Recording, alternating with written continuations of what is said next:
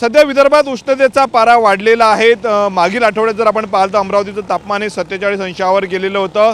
तापमान जे आहे ते काहीसा तापमानामध्ये घट झाला असला तरी मात्र ऊन जे आहे ते मोठ्या प्रमाणावर लागतं आणि त्यामुळे जर आपण पाहिलं तर ठिकठिकाणी अशा अमरावती शहरामध्ये नेट जे आहे ते हिरव्या ग्रीन नेट जे आहे ते अमरावती महानगरपालिकेच्या वतीनं बांधण्यात आलेले आहेत। मी सध्या अमरावतीच्या अत्यंत महत्त्वाच्या अशा इरविन चौकामध्ये आहे आणि या ठिकाणी आपण बघू शकतो ग्रीन नेट जे आहेत ते महानगरपालिकेच्या वतीनं बांधण्यात आलेले आहेत।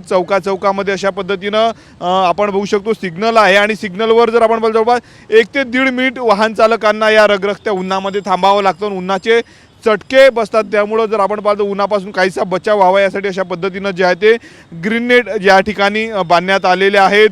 शहरातले जे सिग्नल आहेत त्या प्रत्येक सिग्नलवर अशा पद्धतीनं जे आहे ते ग्रीन नेट जे आहे त्या बांधण्यात आलेलं आहेत।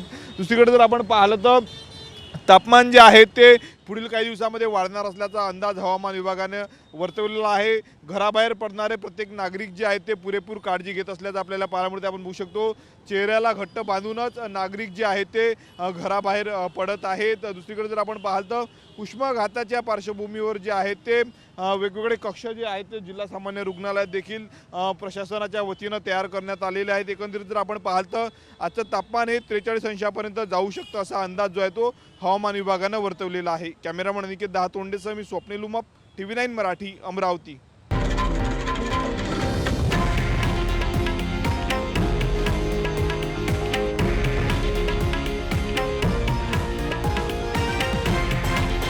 हे आहे देशातील नंबर 1 न्यूज नेटवर्क आणि आपण पाहत आहात TV9 मराठी, एकमेव।